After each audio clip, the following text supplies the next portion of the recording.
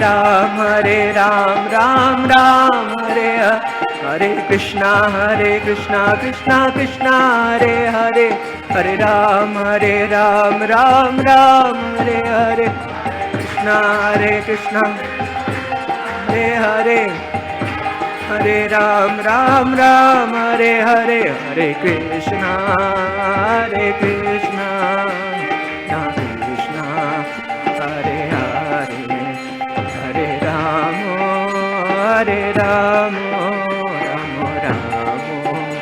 Hare Hare, Hare Krishna, Krishna Krishna, Hare Hare, Hare Ram, Ram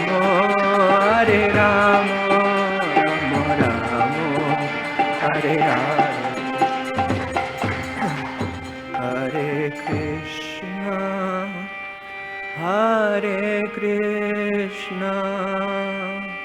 Krishna Krishna, Hare Hare, Hare Rama,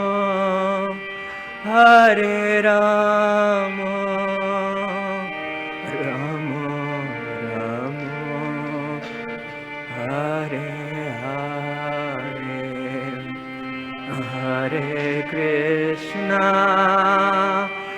Hare Krishna, Krishna Krishna, Hare Hare, Hare Rama,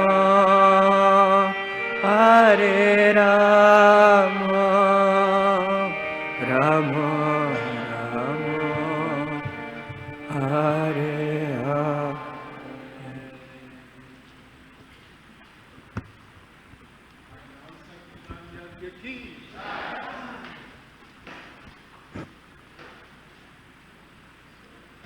Hare Krishna. Hare Krishna devotees. Wow. So our next speaker, presenter, does not really require any introduction because we're actually, we're all here because of him. But I will say something, just very brief, so that he can actually have as much time as he would like. We have had the honor of hosting him for many years in Gita Nagari. As we mentioned a few days ago, he started coming to Gita Nagari and hosting events such as this back in the early 90s, if not late 80s. We weren't here at that point in time. However, we did come in 1994 where he was hosting the Gita Nagari Institute for Higher Education here in Gita Nagari. And again, he was bringing devotees from all over the world. I remember at that point in time, we had devotees from India, Europe, different parts of North America, and it was a wonderful experience. And we're still having those types of experiences as we are having them today. So he's been a staunch supporter and devotee of Shri Shri Radha Damodar. Many of the different structures around Gita Nagari were facilitated by His Holiness. These two buildings in the back of the temple were constructed in order to make things more comfortable for you, the guests, to come to Gita Nagari and have the Gita Nagari experience. Gita Nagari is a very special place, and he's always reminded us of that by hosting at least 2 events every year. So we want to thank him, and we won't take up any more of his time. His Holiness Srila Ramapad Swami Maharaj Ki. He will speak on spiritual leadership, honoring unity and diversity.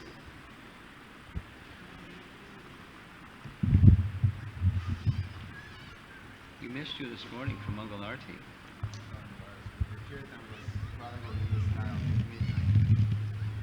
11:15 to midnight? Mukunda said it was 11:15. 12:45? Some of us came to Mangal Arti and some of us didn't come to Mangal Arti. How many stayed up until the kirtan was over or nearly over? Fantastic. Sometimes we hear, gee, there's not enough time for kirtan, so we took care of that. We invited Ananta Govinda and his party, and they do what they did last night every Sunday night at the Brooklyn Temple. So if you like kirtan, come to the Brooklyn Temple. And if you like missing Mangal Arti, it's a great formula for missing Mangal Arti, because the kirtan goes till midnight every Sunday night, or thereabouts.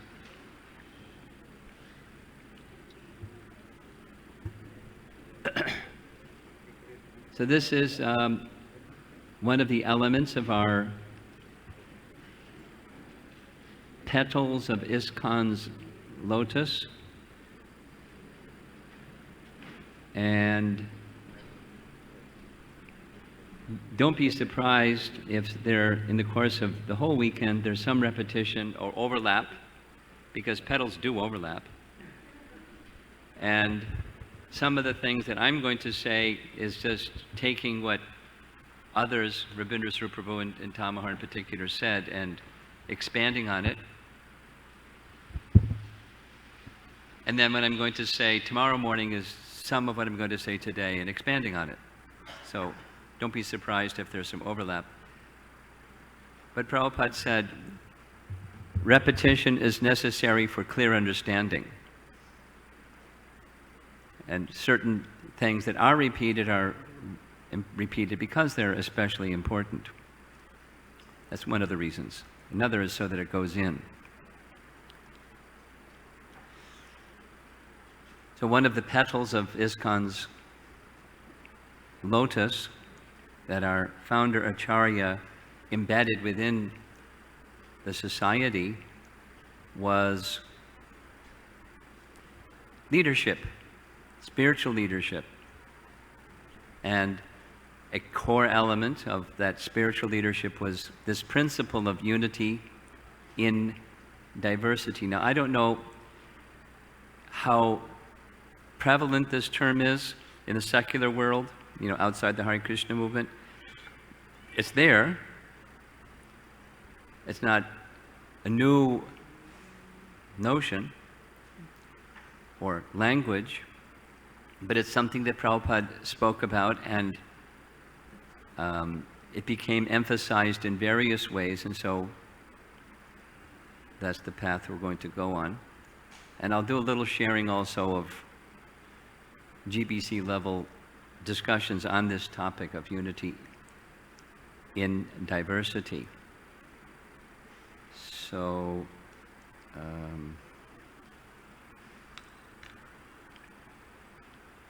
this is a photo, as far as I know, it's a photo of Srila Prabhupada here in Gita Nagari. So he gave the teaching, and he also taught by his example the principle of unity in diversity, and we'll attempt to share some of that. Perhaps the first and most famous of all was a letter that Prabhupada wrote to Kirtanananda, 1973, very early in the Hare Krishna movement. It begins, if we keep Krishna in the center, then there will be agreement in varieties. This is called unity in diversity. So the unity part is Krishna's in the center, and the varieties part is the diversity. Here's a nice illustration. And when you look at this illustration, you can describe what you see. You see a flower vase, a blue flower vase with different flowers of different kinds and varieties and species and different colors and different, probably, fragrances. You can't tell that from the painting. And I chose this illustration because it's part of a discussion, a room conversation that Prabhupada had with an Irish professor named O'Grady. Those of you that know European names, that's definitely an Irish name, O'Grady. O-Grady. So Professor O'Grady was, in a submissive way, not a challenging way, asking Srila Prabhupada, how can Krishna consciousness solve a material problem like the divide that has existed in Ireland for generations? You know, the Irish Catholics and the Irish Protestants, they not only have disagreements in theology, they were having wars, extended wars and wars and wars and wars. Big factor in Irish history and European history. North Ireland and South Ireland, the Protestants and Catholics. So Prabhupada was saying that Krishna consciousness is the solution. And Professor O'Grady was disagreeing. How is it possible that Krishna consciousness can bring that solution? So Prabhupada gave the following example. He pointed to the vase that was on his desk. Sometimes a variety of examples helps us to understand or appreciate the problem better.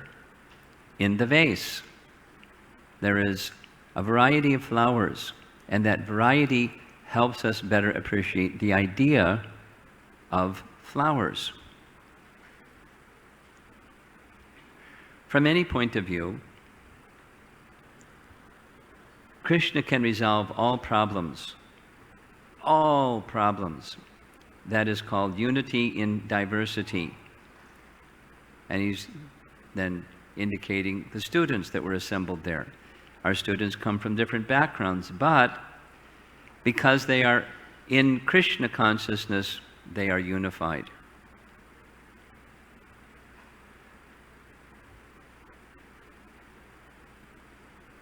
Don't forget the Krishna part of Krishna consciousness, because that's the unity part, while there's the diversity part, there's varieties.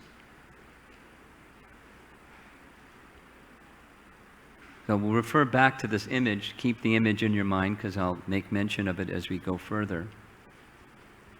Just say what's in the image again. There's flowers, and there's varieties of flowers. Prabhupada's statement is, variety helps us appreciate better the idea of whatever there's the variety of. So there's the essence, and then there's the variety of the manifestation of that essence. And Krishna, being at the center, makes the unity of all that variety. So now let's go back to his letter to Kirtanananda. If we keep Krishna in the center, then there will be agreement in varieties. This is called unity in diversity. I am therefore suggesting that all our men meet in Mayapur every year during the birth anniversary of Lord Chaitanya Mahaprabhu, with all GBC and senior men present. We should discuss how to make unity in diversity. But if we fight on account of diversity, then it is simply the material platform. Something like Rabindra Swarup Prabhu was saying about socializing our own inebrities, our own anarthas, and projecting them and so forth. Please try to maintain the philosophy of unity in diversity. That will make our movement successful. This is 1973. Is that right? 73. So that's an instruction. Tomorrow morning you'll hear something further about the importance of instruction in having ISKCON 100. That is, maintaining the organization to the degree it's integrated.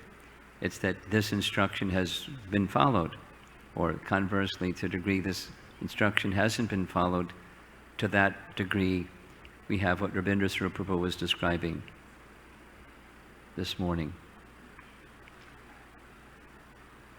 That's not all that's involved in spiritual leadership, but it's a very, very important element, so I've chosen to focus on it.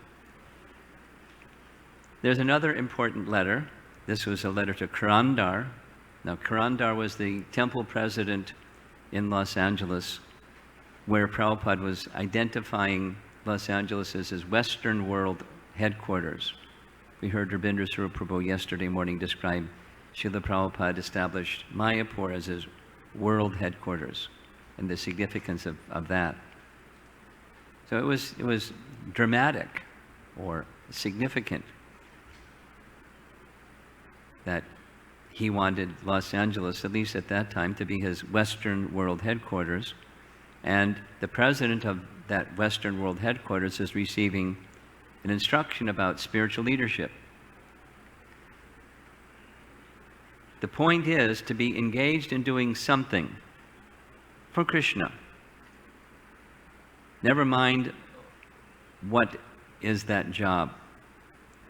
Put that in bold letters because, again, as Tam Mahaprabhu was speaking, there's a tendency when there isn't proper understanding of the organization. So this is ISKCON as an organization, or it can be as an individual, or as a group of individuals, or as a community, or as a nation, or as world. That we may identify with a particular manifestation of service and go rah rah. And Prabhupada was, as was said, Prabhupada was very, what's the word he used? Supportive or encouraging. He would encourage each devotee in the services that they were doing, that this is so important. Even he would say, this is most important. This is the most important service. And then he would say to the next person, this is the most important service, and the next person, the most important service. He's very encouraging and supportive. Groupism is where I take that instruction and separate all the other instructions where Prabhupada also said this is most important, and get a little group and start bashing the other groups that don't do this particular service. We can say philosophically, taking the big picture, that just as Rabindra was saying this morning, Rabindra Swarup Prabhu was saying this morning, the chanting of the holy name without offense is the most important of all services. Mahaprabhu confirmed the same. But then that's at the center, and then so many services from that center, so chant without offenses. In any case, never mind what the job is, but being so engaged in doing something very much satisfying to the devotee that he remains always enthusiastic. This is emphasis on diversity, or differences, or varieties, or individual expressions of service. Our leader shall be careful not to kill the spirit of enthusiastic service, which is, again highlighted, individual and spontaneous and voluntary. They should try always to generate some atmosphere of fresh challenge to the devotees so that they will agree enthusiastically to rise and meet it. That is the art of management, to draw out spontaneous, loving spirit of sacrificing some energy for Krishna.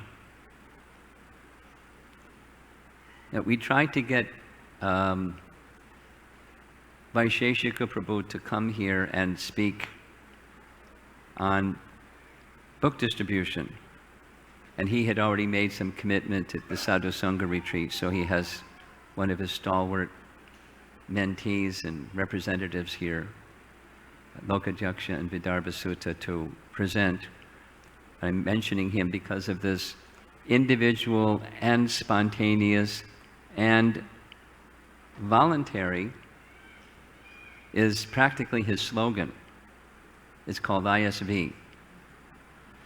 It means ISKCON Silicon Valley, but it also means individual and spontaneous and voluntary. They fit well together, practically synonymous. Great leader, spiritual leader that is very clear and very focused on this element of spiritual leadership. So the diversity part, that's being emphasized. Then we'll go to the unity part, because that also needs to be emphasized. All of us should become expert managers and preachers. We should not be very much after comforts and become complacent or self-contented. There must always be some tapasya, strictly observing the regulative principles. And then he concludes, Krishna consciousness movement must be always a challenge, a great achievement to be gained by voluntary desire to do it. And that will keep it healthy.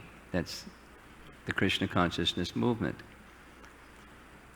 This very important instruction, you could say it 10 times, very, very, very, very, very, very, very, very, very, very important instruction to inspire voluntary and spontaneous and individual service with Krishna at the center. And then the movement will be healthy. Now, that's the diversity part. So we'll give some examples. Start with Krishna in the diversity part. In diversity, Krishna asks in Bhagavad Gita for fruit, flower, leaf, or water, depending upon your preference, or all of them, or some of them, or one of them. But there's diversity, and the essence is not the one with the flower is better than the one with the water, or the one with the fruit is better than the one with the leaf. From Krishna's point of view, it's the love and devotion with which the offering is made, and that's what inspires him to accept the offering. So many examples. Here's an example from what we heard yesterday from, Friday evening from Tamahar, the 7 purposes of ISKCON. And there's different categories.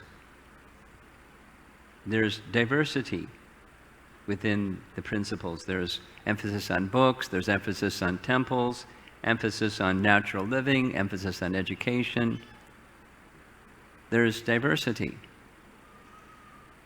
And diversity it's natural and so much wanted. Very prominent example of diversity of style.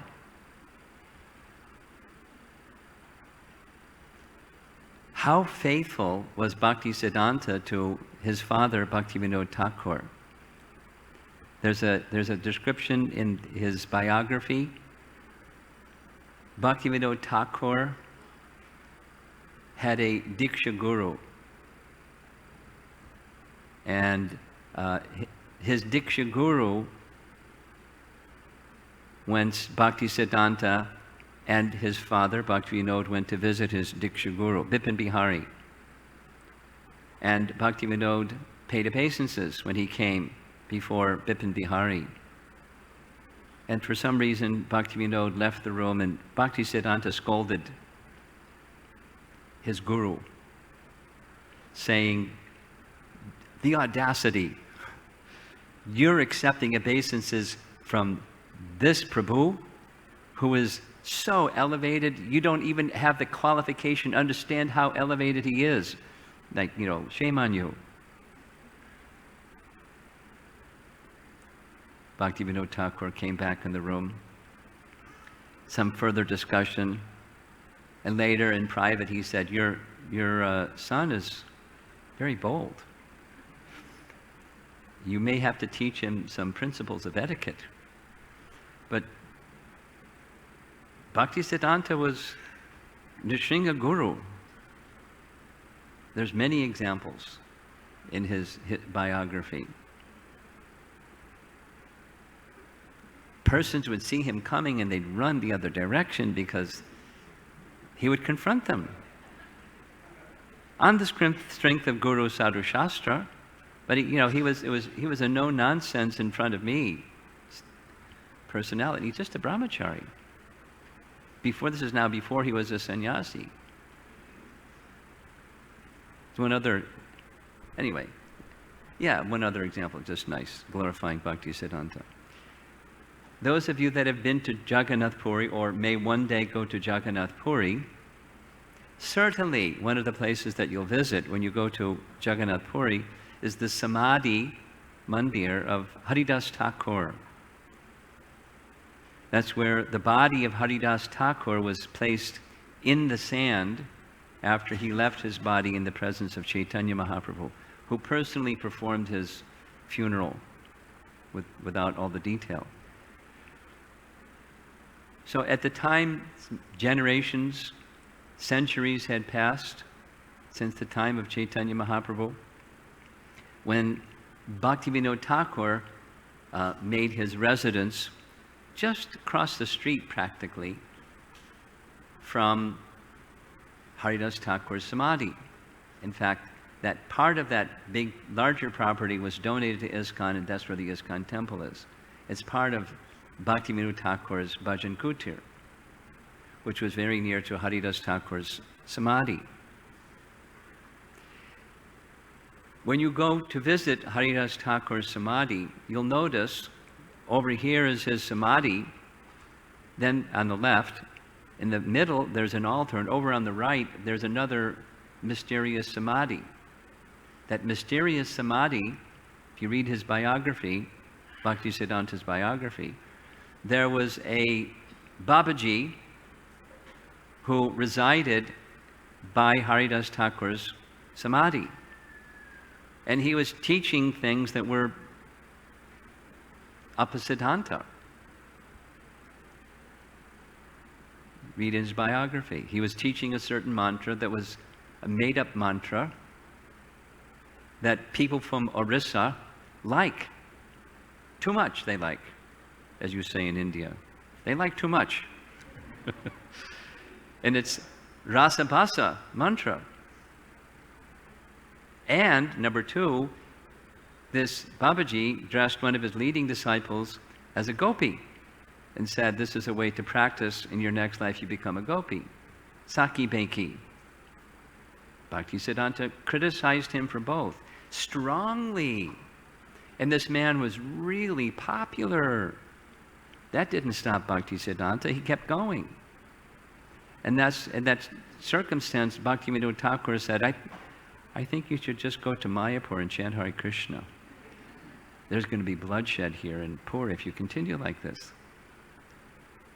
So that's when he went. It took his vrata that he would chant so many 3 billion names of Krishna over a period of so many years. He was confrontational, and Bhaktivinoda Thakur was very different style. His style was humble persuasion. In fact, there's description in the biography of Bhaktivinoda Thakur that sometimes his very faithful son, who loved his father, followed his father, had such faith in his father, would sometimes disagree with his father about style. You sit with these people that are nonsense, or whatever his language was. Rascal and, bad. But the style was different. You get the idea. Diversity. And in spiritual life, diversity is perfectly natural. It is going to be there, and it's okay. It's not only okay, it's great. Because it's natural. Now there's spiritual diversity, like these two great acharyas, and then there's the material kind that isn't the same. But diversity is there. 3 modes of nature differences, for example. This is transcendental inspiration from the Lord in the heart kind of diversity. Now, our founder Acharya, just some examples from our founder Acharya. Those of you that have read some of his biographies or have listened, as Tamahar was saying, listening to the memories, recordings, videos, or viewing them. There was all kinds of diversity that Prabhupada exhibited in how he was perceived and how he dealt with different individuals. Sometimes he was very, very soft. Sometimes he was hard like a thunderbolt. Sometimes he was very funny. Sometimes he was this, sometimes he was that. He displayed all varieties just within one person and appropriate for the circumstance, as inspired by Krishna from within. It's not a modes of nature thing. It's a reciprocation with appropriate for the time, place, circumstance of the disciple. Lots of diversity. So that first image that I showed of Srila Prabhupada, he's the embodiment of the teaching.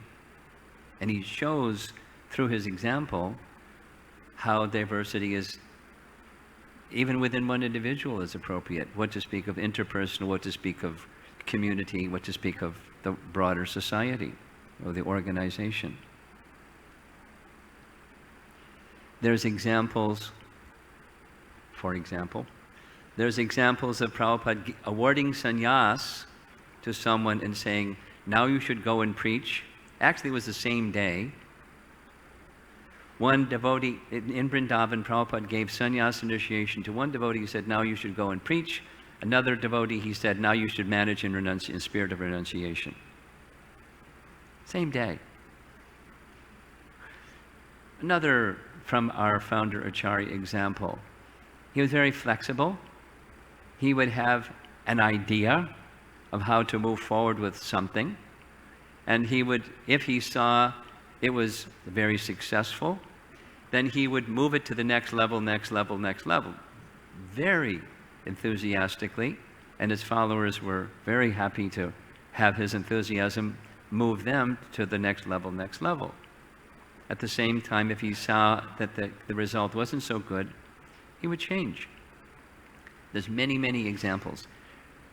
So in studying the life of our founder Acharya, I'm going to connect this with tomorrow morning's discussion on going forward to the next 50 years of ISKCON, understanding the big picture of our founder Acharya's life, to understand that the context in which he gave certain instructions and the intention behind those instructions is very important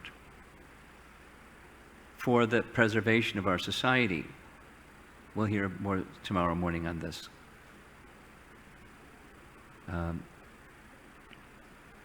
Very nice example in the life of Chaitanya Mahaprabhu. Of course, he had so many different disciples from so many different backgrounds. Some very simple, some very educated, some householders, some renounced, some this, some that.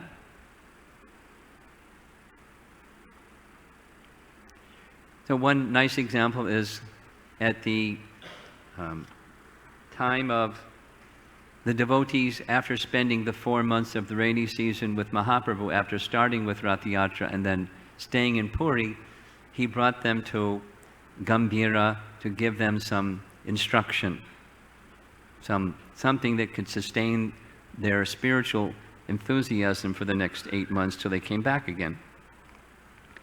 So when the group came from Srikanda, there's many nice things, but I'll just stay focused on. There were two brothers, Mukunda and Narahari, and one was the son, Raghunandana was the son of one of the two brothers. So his father and his uncle, and Raghunandana came to see Chaitanya Mahaprabhu, and he gave 3 different services at the very same time. Very deep. Everything he did was very deep. But Mukunda was the physician, a royal physician. So he gave him the instruction, you go back to Sri Khanda and earn material and spiritual wealth. Because both material and spiritual wealth are needed for the mission. Raghuvanandana, you return to Sri Khanda and simply engage yourself in deity worship, which is an essential part of the mission. And Narahari, you stay here in Puri and associate with the sadhus. And Narahari became a very, very, very intimate associate of Mahaprabhu. He wrote transcendental literatures, engaged himself in that Brahminical way. So the printing, writing, and publishing of transcendental literatures. 3 family members simultaneously getting this very diverse instruction at Gambhira. This is a nice photo of the place. See how small is the Gambhira for those that have not been there. That was Lord Chaitanya's residence. Not very opulent, not very large, but that's where he stayed for 20-something years of his life in that little room. Then there's diversity shown on the right. Krishna says in Bhagavad Gita that he created the 4 varnas. Of course, there's also 4 ashramas. So there's diversity, but there's Krishna at the center. So that's the unity part. And that's not just varnashram, because there's atheistic varnashram, unfortunately. And then there's theistic or Daivi varnashram, where Krishna's at the center. And that's something that Krishna gives, and it's something, the very term Daivi varnashram is something that Prabhupada would regularly use when he would speak about varnashram. The deterioration of that system, which then got a bad name called the caste system, which had a bad name. It has a bad name because of bodily identification rather than Krishna's at the center purpose. Prabhupada likened the Daivi varnashram system to be like the body, where the head and the arms and the torso and the legs, they all cooperate together. What's a body without legs? Or a body without a head? Or a body without arms? Or a body without a belly? Some you can live without arms and legs, but you can't live without a belly. Or a head. You could put artificial limbs on for arms and legs. So they're meant that by design, by the Creator, they're meant for cooperation together, not I'm better than you snobbishness. And the deterioration was based on the bodily conception. So the unity in this diversity, to keep Krishna at the center, requires the spiritual conception of self, and both Varna and Ashram to assist according to our nature in pleasing Krishna. The Krishna aspect of the Krishna consciousness diversity.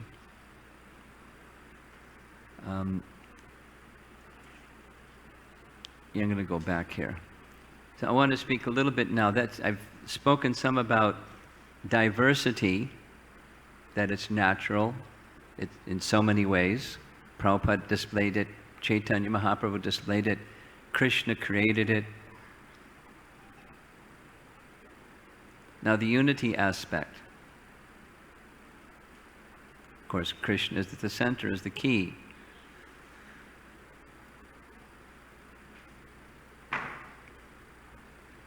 Tamahar spoke about the principle, as we know, the principle of cooperating together, one of the final instructions Prabhupada gave. And he used this synergy example. Maybe it was Rabindra. 5 people working together can do 25. That was Rabindra, right? Tamahar? So, synergy. One person can do something. As he was speaking that, it was one of those little things that I had a realization of before I participated in a Hare Krishna temple. Because I was practicing Krishna consciousness as a college student, and I was very happy practicing Krishna consciousness as a college student. But a little light went on, two little lights went on. One that said, what can I do? I'm this little guy. I can do something. But what if that one little guy did things with a group of other people that also want to serve Krishna, and out of gratitude rendered service to our founder Acharya? So much more could be done. That's why Prabhupada created temples. So that the synergy factor, we could work together and do so much more for the mission.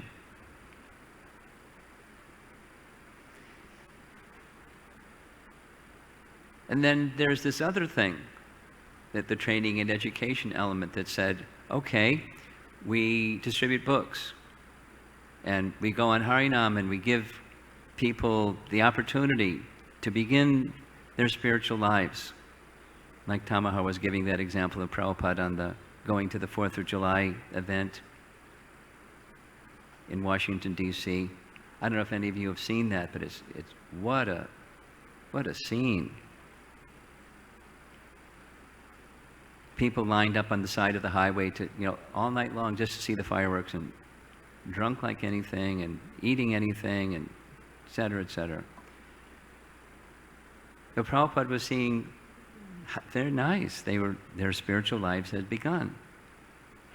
Now their spiritual life begins, and they get a book, and then what do? Without the training and education element.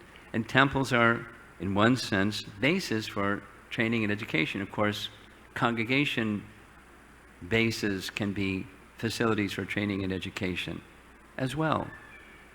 But the sanghas, bringing people together, is so that what's in the book, they can understand how to apply it in their lives, which is a very important part of what I hope you all participate in when it gets to the breakout session, because that's what that's all about, is things that you've heard, how do you take it home? How do you apply it as an individual, or as a group that you associate with, or your community, or the bigger society? Because, our society is made up of individuals and groups of individuals. The purpose is of that exercise, and the whole weekend, is we're celebrating the petals of ISKCON, but also we want to continue those same gifts that ISKCON gave to us and is continuing to give to the world, to carry it on for the next 50. Some of us are too old. We won't be around for ISKCON 100. But some of you are of the age, if these principles are heard and imbibed and internalized and implemented, you'll be able to celebrate ISKCON 100. And conversely, if not, something else may happen. It's in your hands. It's in our hands.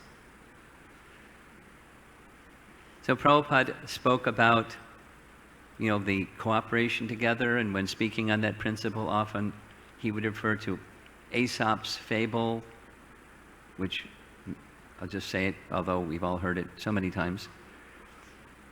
Aesop gave to his students a bundle of sticks and said, break them. They couldn't break them, and then he unbound the sticks and took one stick and broke it, and then another stick and broke it. And then the lesson was, when bundled together, we're not easily broken, but separated, we're easily broken.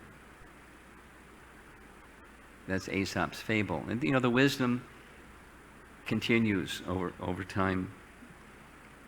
One of our great presidents, Abraham Lincoln, said the same thing as Aesop said.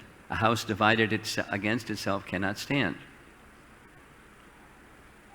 So if there's so much diversity without Krishna and I am spirit, soul, not this body, spiritual conception very clearly understood and applied, then ISKCON will break, or the society will break. So we're the international society for Krishna consciousness. It's Prabhupada's language. And so the society means persons coming together with a shared vision and purpose. So these are the 7 purposes.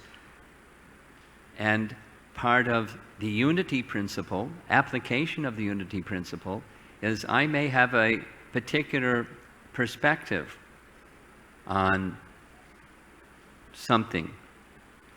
This pedal is most important, or this purpose is most important, or I like doing this purpose in this particular way. And anybody else that says it should be done in a different way, well, obviously they're wrong because I'm right. And then we get party spirit. It's very similar to what Rabindra was speaking about. Socializing our... So unity requires, you have very strong views on things based on Guru, Sadhu, and Shastra, but also the unity principle is this cooperation principle of being able to hear from others that also may have some very strong points of view, and consider carefully, not how I can defeat them, but consider carefully the principle. Here's another one that I like very much, and therefore repeat it over and over again because there's so much wisdom in these words.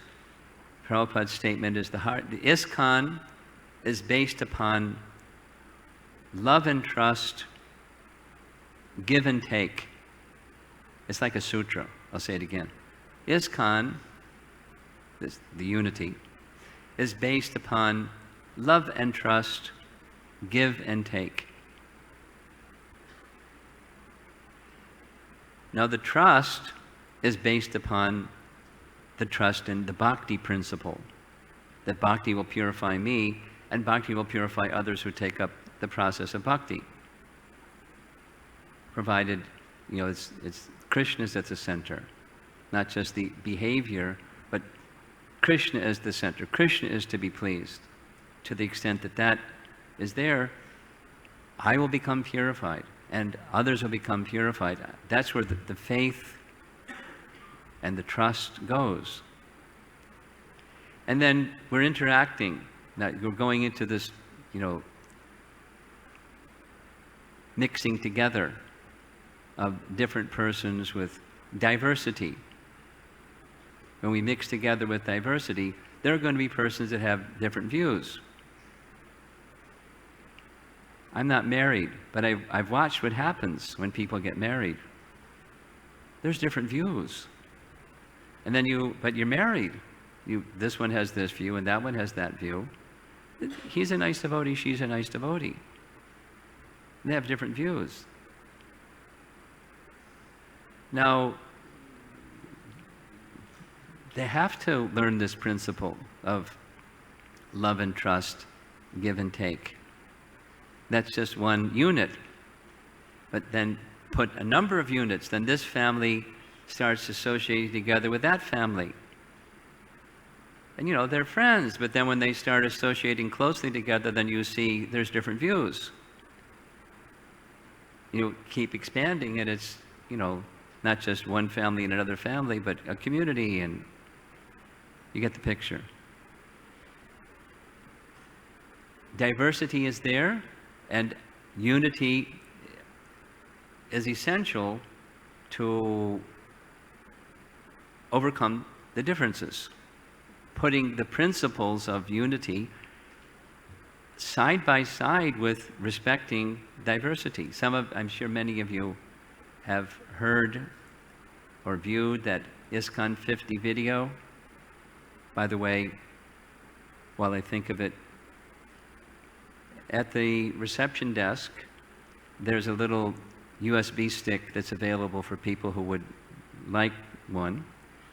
And there's a number of things, including Satsvarup Maharaj. I requested him to come to an event, an ISKCON 50 event that we're holding in New York, the weekend before New York Rath Yatra. And his health didn't permit him to come. So I asked instead, could you make a video of Prabhupada in New York City and Prabhupada at 26 2nd Avenue? So it's an hour and 20-minute video. And it's very personal. It's about his relationship with Prabhupada and exchanges with Prabhupada and, seeing others also exchange with him, but Prabhupada in the early, 50 years ago. And there's other things. There's the ISKCON 50 video, and there's a Gita Nagari press book that was printed, a PDF, with colors and statements by Prabhupada. Anyways, there's a number of things. Prabhupada, the full video of Prabhupada in Tompkins Square Park. Those of you that saw the ISKCON 50, A Life of Joy and Service, many of you have seen that. It's on that stick. So there's a little part where Hari Sori is saying unity and diversity. In ISKCON, we honor diversity. We recognize that there's diversity, but the oneness is on the platform of we're spirit soul, serving Krishna at the center. That's Krishna consciousness.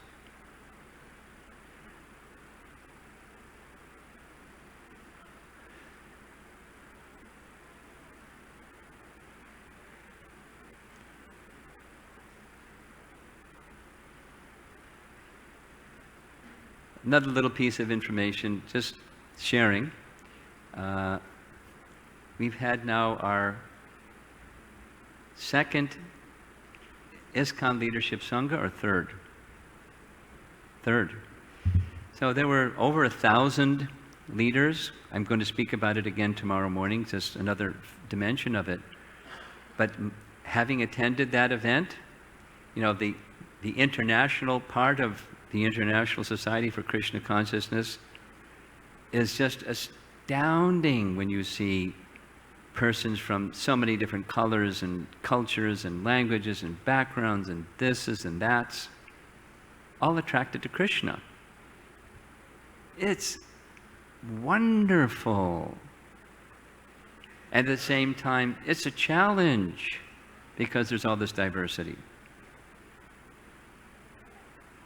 One of the things that Prabhupada said to his leaders, even if you don't expand the Hare Krishna movement, at least it should not diminish. Maintain what I have given you.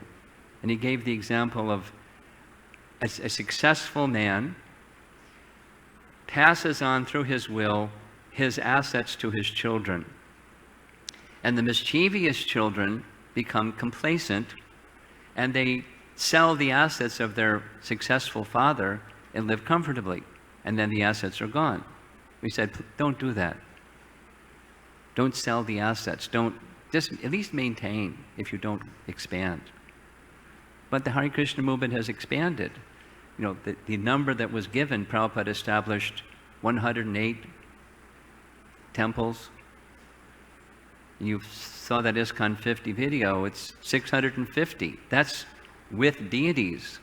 What to speak of all the gatherings that don't have deities, preaching centers that don't have deities, and home gatherings, and this and that's. The Hare Krishna movement is expanding, and with the expanding, diversity is expanding.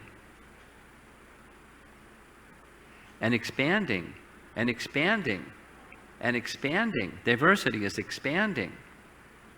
Now, how important is it that there's unity within all this expanding while we're seeing to the individual and spontaneous and voluntary spirit to maintain the unity? Whoa. We'll discuss that tomorrow morning more, because it's a very important topic. But so spiritual leadership is to see to that, the unity in diversity principle. And as Prabhupada said in the letter to Kurandar, it's not just the GBC or the temple president. Prabhupada was expecting y'all.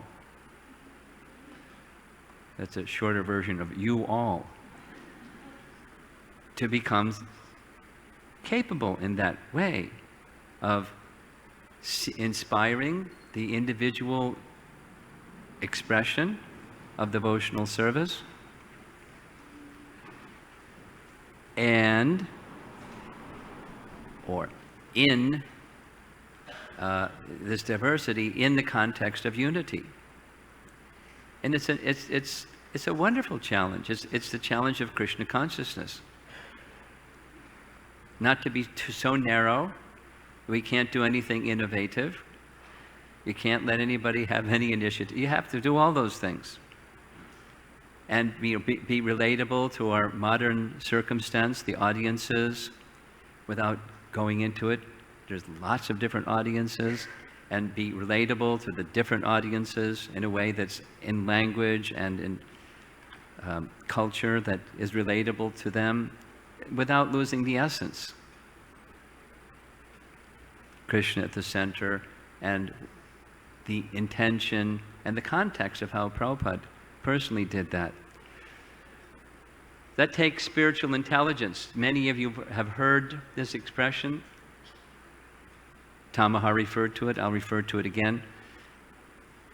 Prabhupada is in Vrindavan in the final days. Giriraj Maharaj came every month from Bombay by train to Vrindavan to give a report to Prabhupada about Bombay, because it was very important to Prabhupada. He was the president, so he came, and as soon as he came, took his bath, went to Prabhupada's quarters, reported, here's what's the latest in Bombay. And Prabhupada would ask questions and give him some instructions, and then he went to the temples downtown Vrindavan and took rest in the roof of the Gurukul building, along with a zillion other bodies laying in a 6-foot space. And midnight or 1 o'clock in the morning, someone came and woke up Giriraj Maharaj, saying, Prabhupada wants to see you. He tells it so wonderfully. He was thinking, Prabhupada may be leaving his body, and he wants to give me his final instruction. That was his thought, because Prabhupada's health was very frail. So he took his bath, went quickly to Prabhupada's quarters, and he reported to Prabhupada, who was lying in his bed, head turned to the side, Prabhupada, this is Giriraj Maharaj, you called me. Is there some service I can do? Long pause. Prabhupada said something to the effect, Giriraj Maharaj, will this movement go on without me? Now, how are you going to answer a question? Oh yeah, no problem, we can go on without you. You're not going to say that, but he's not going to say, no, the movement's going to fall apart. You did a wonderful thing, but it's all going to fall apart. Can't say that either. So he describes, he was thinking, what did he hear from Prabhupada again and again? Instruction, again and again. He said, Prabhupada, you always taught us. And it's in this letter to Kirtananda, the tapasya of following regular principles. I skipped some of it, but chanting 16 round, rising early, those fundamental things that will help keep purity. So he said, Prabhupada, you taught us. If we chant our rounds, attend Mangal Arti, follow the principles carefully, and keep your instructions in our heart, the movement will go on. You've given us what we need to carry on. Silence.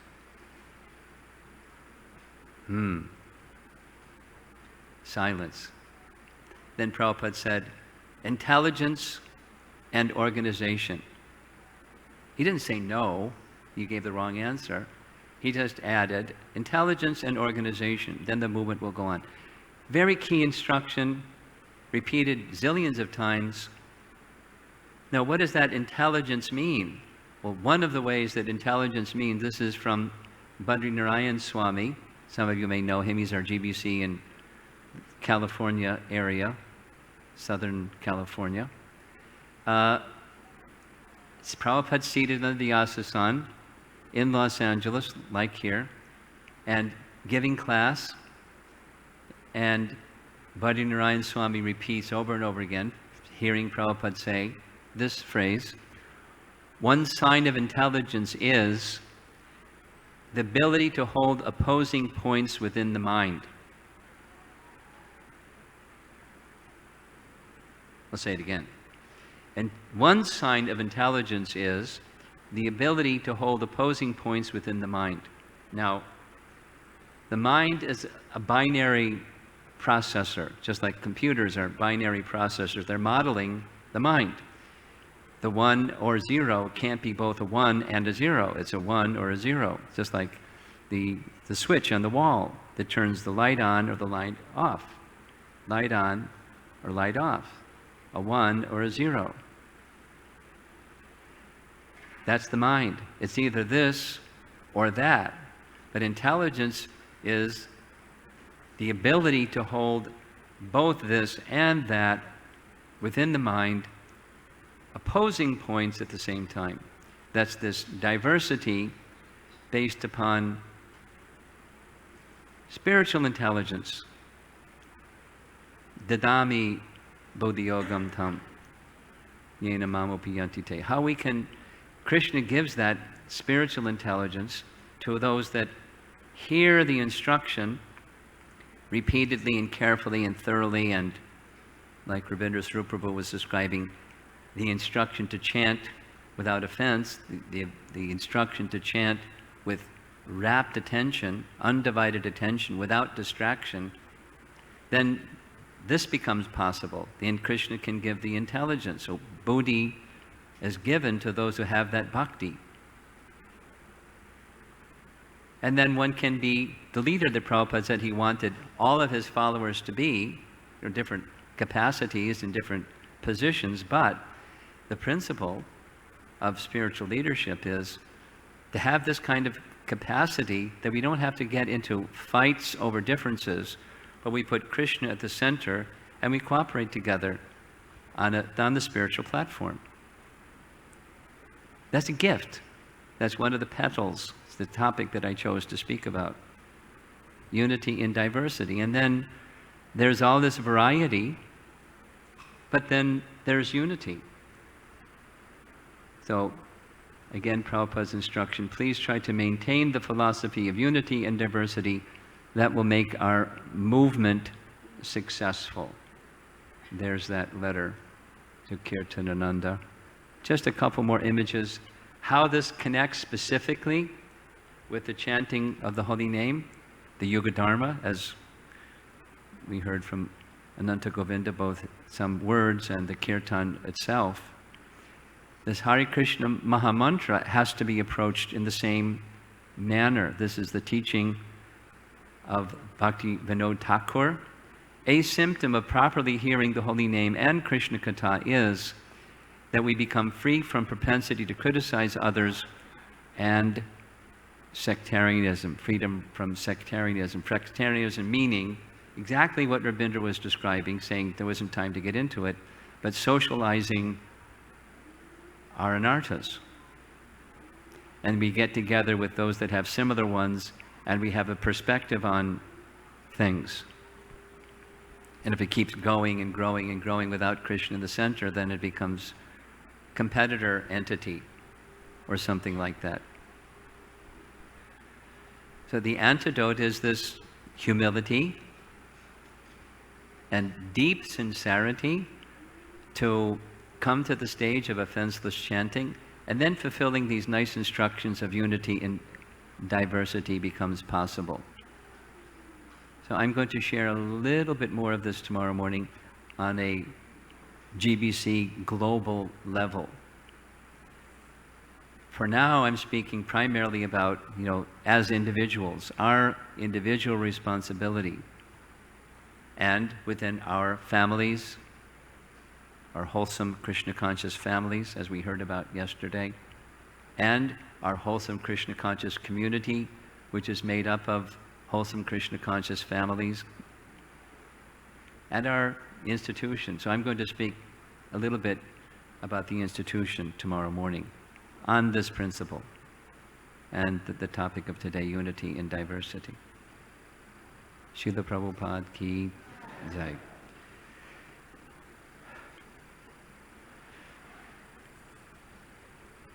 Lifelong challenge, unity in diversity. Subal, you have something?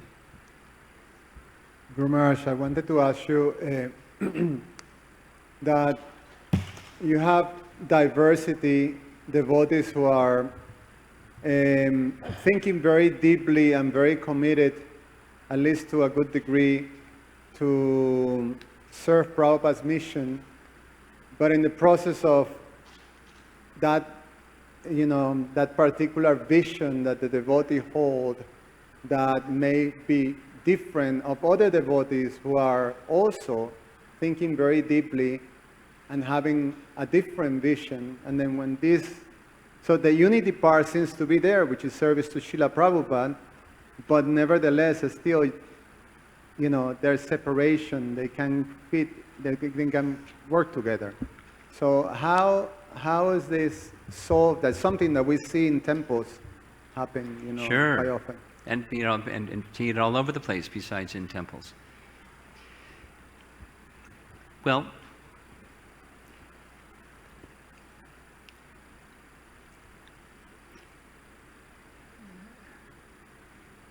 it starts at the heart level, but sometimes the head level is necessary to approach the heart level. That is to say, training and education in principle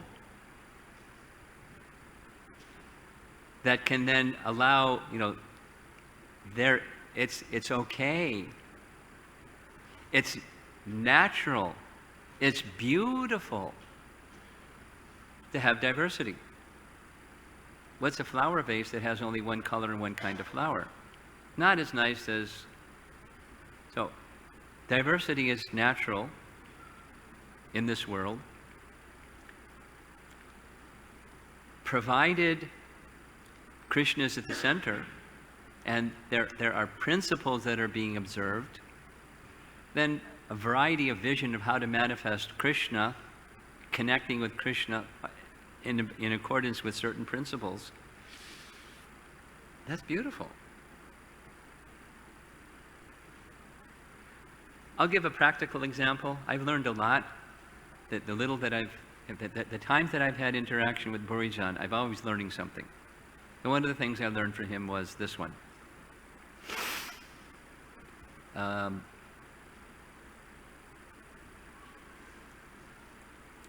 He established the VIAG, Vrindavan Institute for Higher Education.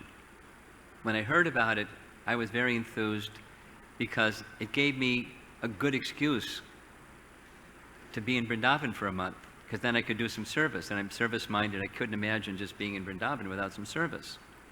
So I signed up for the VIAG, and I did that for a number of years. So I was Kartik month in Vrindavan for many years. And then some time passed. I started doing some other things, yatras in Vrindavan instead of that. And then I saw Burijan in Mayapur and asked him, "How, you like Vrindavan, how come you're in Mayapur?" "I'm here to study and evaluate the Mayapur Institute for Higher Education." So I did one of these. I said, "Burijan, they do things so differently than in Vrindavan. They do this instead of that, and they do that instead of this." And Burijan. And his lesson was, diversity is fine. My assignment are the principles in place? Because one manager is going to manage this way, have this vision, another manager is going to manage that way and have that vision, and teachers are like that too. So diversity is fine. Are the principles there? And if some principles are off or some principles are missing, then I'm going to, share that with them. That's all. Now there's a Brahmin who understands unity in diversity. So we need to train our leaders and our members in this principle. So where's the line? Because that's one of the questions that always comes up. Well, where's the line where, it's no longer unity and diversity, it's just diversity? We need qualified leaders that know that distinction and can nourish the unity part, not just slam the diversity part. It's exactly what Prabhupada said in this ISV letter. Individual, spontaneous, individual, and spontaneous and voluntary. So different visions to do things this way and do things that way. It gets unwholesome when I think I have the vision and I bash others that don't share my vision. This one. Okay?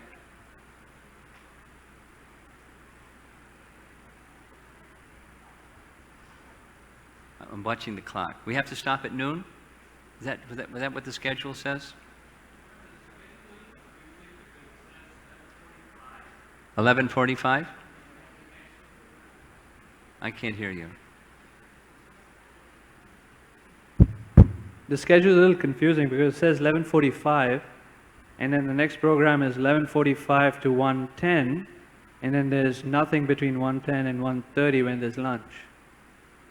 I'm not sure if there's Okay. a typo. Lokadyaksha, you're next, right?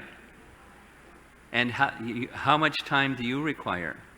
3 hours or 6 hours or an hour and a half or? Huh? Okay. So we'll go to, a little bit before noon and then we'll break. Okay? Loka, that's okay? Okay.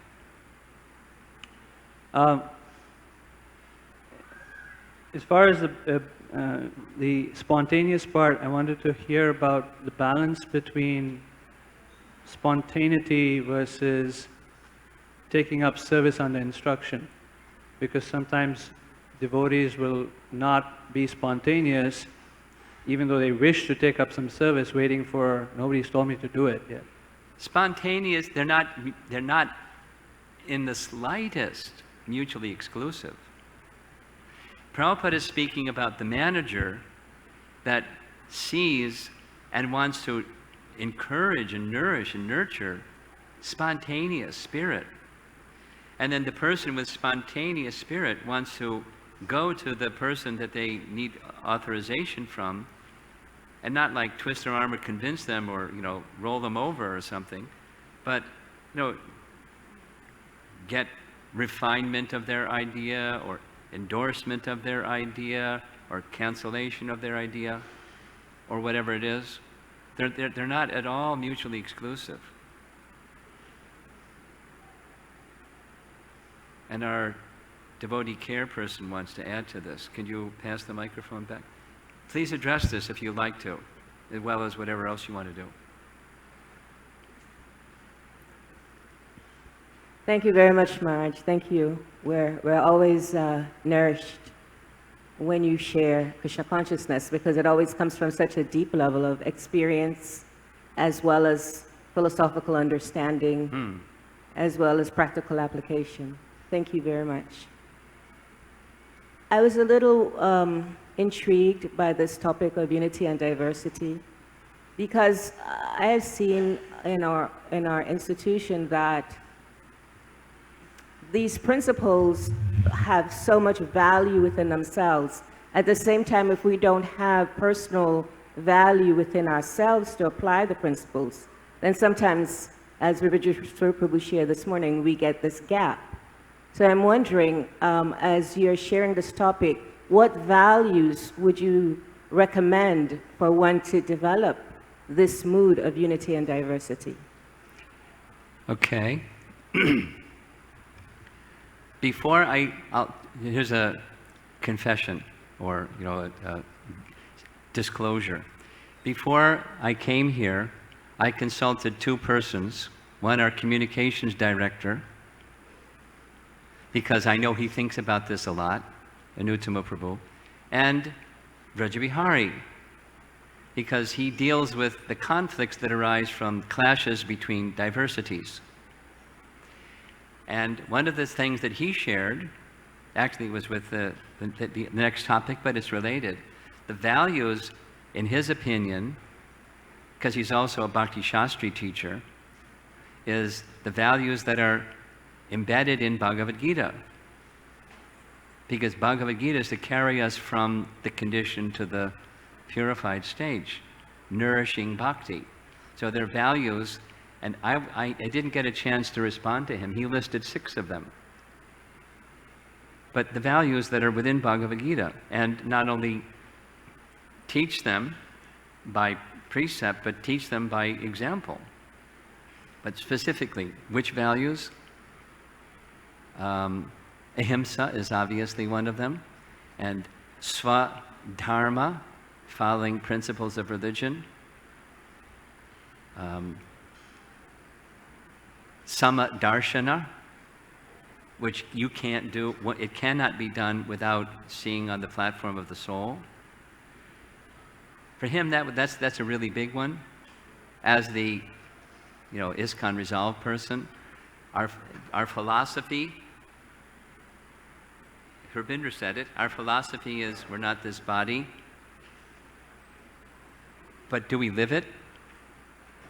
And differences are there on the platform of the body, differences are there on the platform of the mind, just like this question of people that have a different vision of how to spread Krishna consciousness or carry out a particular instruction of spreading Krishna consciousness.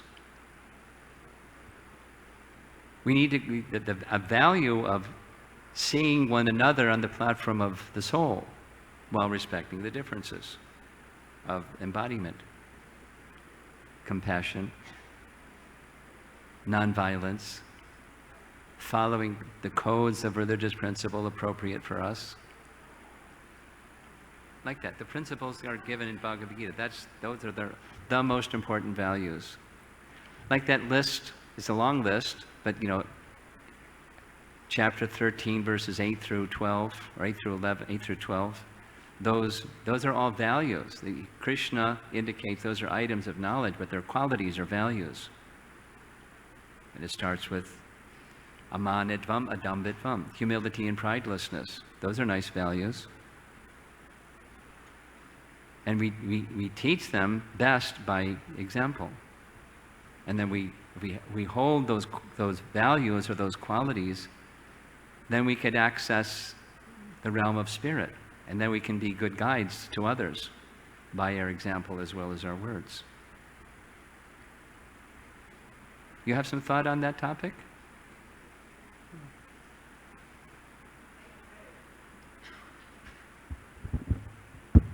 Again, thank you, Maharaj. Yes, I absolutely understand and agree that those values in Bhagavad Gita definitely will assist us.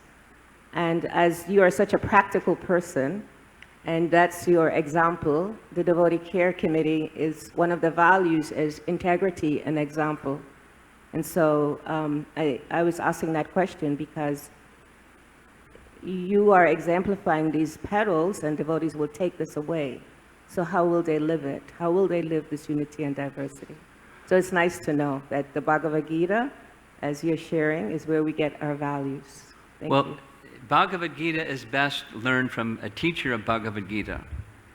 So, responsive to the question that at least what I understood you to be asking is how to best apply. That's what that breakout session is meant. It's not like the panacea, but it's a part of the process of sitting with persons that are very gifted.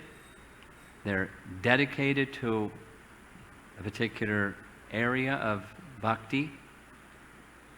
Each of our presenters, some area of bhakti, and then work with others to the application part, not just information, but application through guidance. And then perhaps connecting them with other persons in their community that can also, networking, the guidance principle.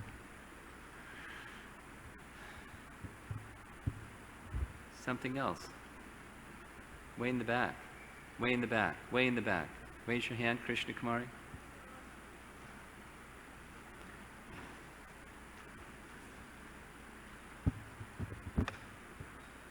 Hare Krishna. Maharaj, you were speaking about individuals and being able to have our individual flavor of service. I'm just wondering on the higher levels, does that mean that samadhi will look different for different people because of their individual relationship with Krishna? Oh, I don't know. It may be, you know, the followers have a particular individuality of expression.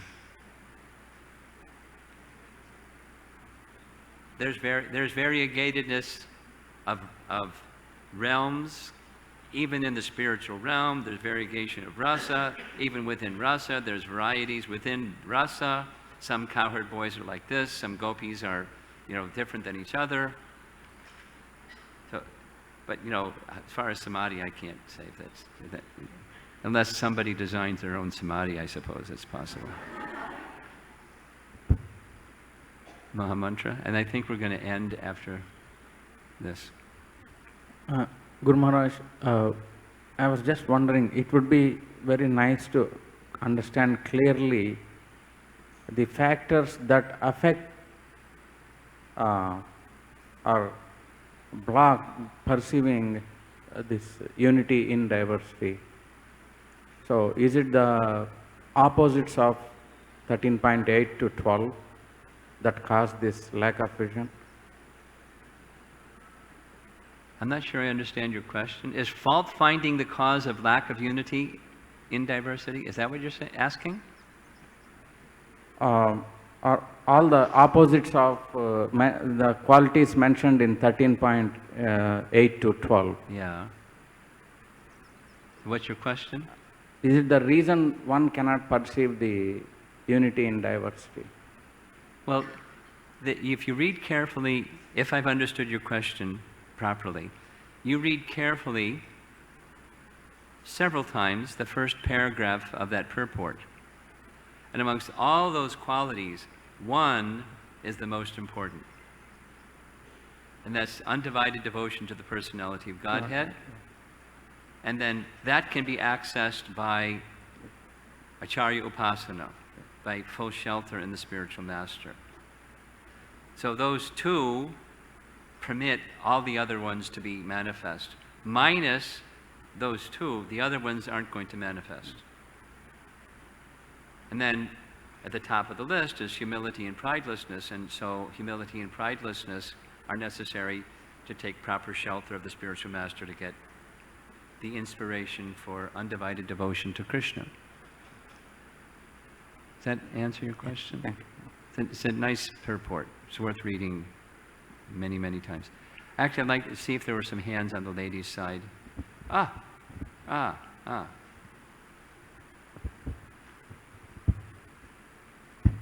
Hare Krishna Maharaj, thank you very much. Excellent overview. And I was thinking that on a practical level for how to really accomplish, and I like how you're dividing the unity of and diversity individually, and then tomorrow you're going to make it more on a group level. And one of the things that comes to my mind is moving beyond our comfort zone. Like we have a comfort zone, certain groups of devotees that we're familiar with, that we hang out with.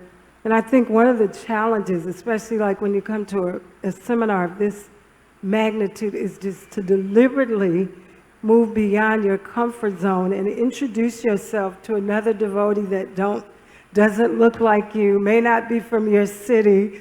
And so that way we can start really getting across those lines, you know, moving out of that comfort. And even like things like I have a friend, he's a really excellent cook, but he also is a deeply philosophical devotee, Bhakti Shastra. Everybody's always asking him to cook, and nobody asks him to give class, you know.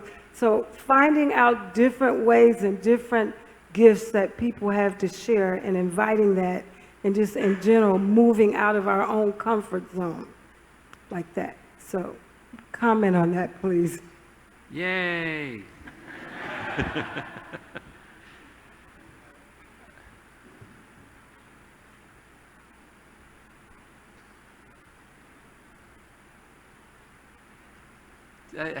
There's several comments.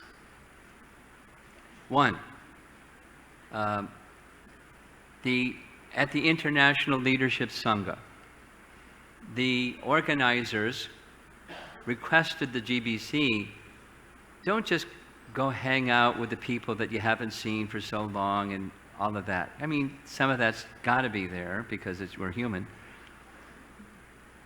And make sure that you go over there and just sit down and invite yourself, because they don't know you, and you're the faceless GBC. Let them know you and let you know them, because these are leaders.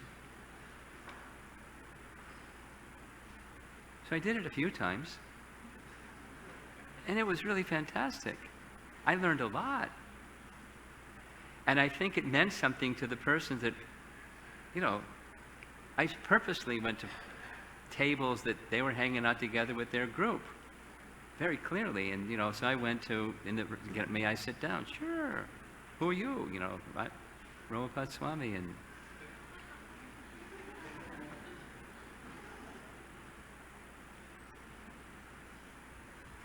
or another example, Sunday feast. Or Rath Yatras. It's Rath Yatra season coming. And Rath Yatra is a time when you have people you haven't seen for 1 billion years, and there they are. But the tendency is to, anyway, it's Sunday feast. One of our strategies at a successful Sunday feast is there's a team, 3-4 devotees, that would spot the newcomers and then assign somebody, you speak with that person, you speak with that person, you speak with that person, because of likenesses or whatever it is, age and gender and stuff. But because if that purpose isn't there, then the opposite can happen. I've been told, I won't give the names, but somebody told me, somebody told me, I went to the temple for 6 months, and nobody said, boo. Who are you? And then one day, somebody, they were thinking, let's go to some other place. Maybe they'll be more warm and friendly. But, somebody, and then that somebody went to their home, and now they're, fantastic devotees. Because they got out of their comfort zone. And of course, it was done, in one sense, it was done as a purpose of the mission. But one of the messages that's important to me as a GBC member, and somebody that's, and to you also, because you're bringing it up, is my dear devotees. There are probably some people here that have never been to Gita Nagari and kind of new to Krishna consciousness. And you don't have to hang out with them, but say Hari Bol. Not just your friends. Because we're a society, and you'll learn a lot about, Vaishnava hospitality and so many things from the person about what inspires them in Krishna consciousness and how you might, so many things.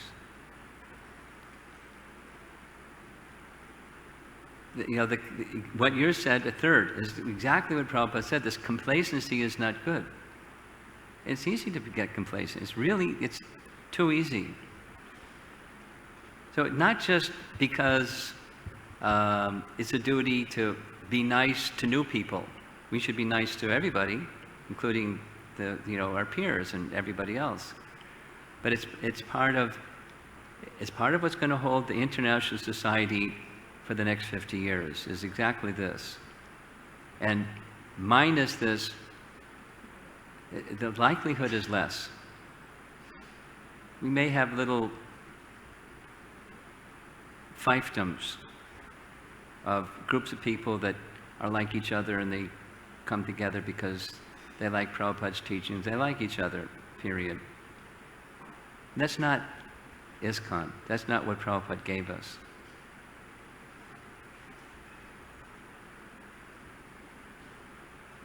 I've gone past my time. I'm going to end. Thank you all very much. Oh, yes. There is one thing. A little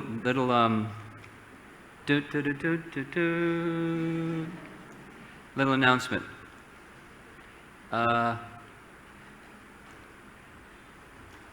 Part of our service in New York City is to take care of the 26 Avenue, the place where it all began, the Tirtha of the Hare Krishna movement, one of the Tirthas or places of pilgrimage of the Hare Krishna movement. because after all, ISKCON 50 is celebrating the 50th year of establishing ISKCON, done at 26 2nd Avenue. And on that little USB stick will be the video that will tell you all about that. So, look at this. Here's a flyer for an event that's going to take place on June 5th at 26 2nd Avenue, where we're going to be discussing the 7 purposes of ISKCON, and different speakers, Anuttama and Malati, and different people are coming to speak on the 7 purposes of ISKCON.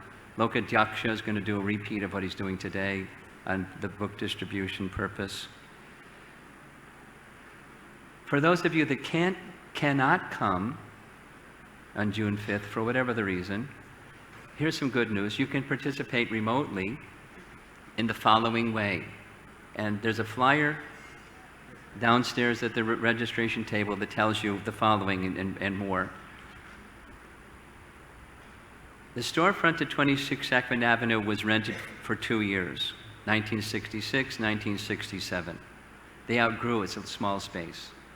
So the lease ended, they went up a few blocks and across the street into a loft space, 61 2nd Avenue. That lasted for a couple of years, and then they outgrew that space, and then you just kept moving and moving, you know, to other facilities that needed more space. Somebody woke up in 1991 saying, hey, we should get a lease on 26 2nd Avenue. It's such an important place. So the landlord, very nice man, because his father had a relationship with Prabhupada, and he loved Prabhupada. And so his son and daughter are now the owners of the property, and they were happy to have ISKCON leasing 26 2nd Avenue. So the lease went for 10 years, and they gave another lease for another 15 years. So 10 plus 15 is 25, right? Add 25 to 1991, and you get 2016. The lease that we had for 25 years ended April 2016. But good news, the landlord gave us a 3-year lease, because for 15 years there was no increments of increase, but the place was booming over those period of time, from the Lower East Side, whatever it was, to, you know, 2nd Avenue, you know, high-rise buildings. Look carefully when you get your USB stick at the video, and there's Yadunath standing right next to what used to be the Sunoco station, is now a construction site. It's now going to be something like a 15 or 20-story high-rise residential building. It's gentrifying. So the landlord increased the rent, 34% first year, 7% the next year, 7% the next year. And we've been maintaining, you know, $1,650, not we, they have been maintaining that from generous people that have given.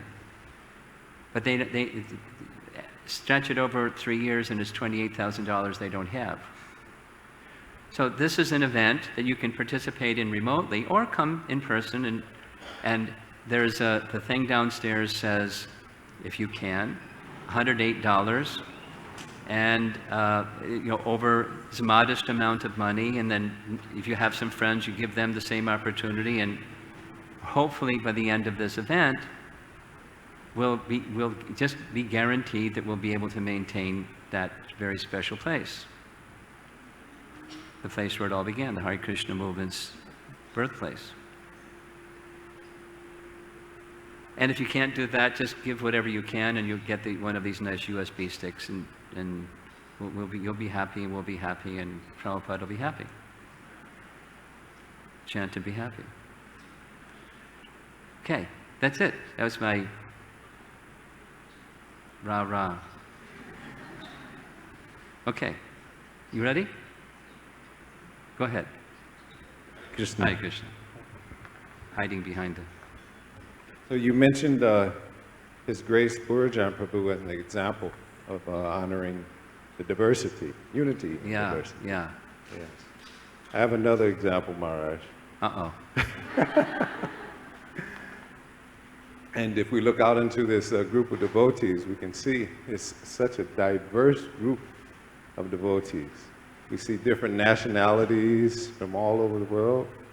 We see different ages, young and old, well, I mean youth and senior youth.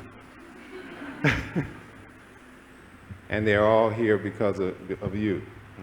So I'd say that you are an example of spiritual leadership and honoring unity and diversity. So let us appreciate His Holiness Romapad Swami.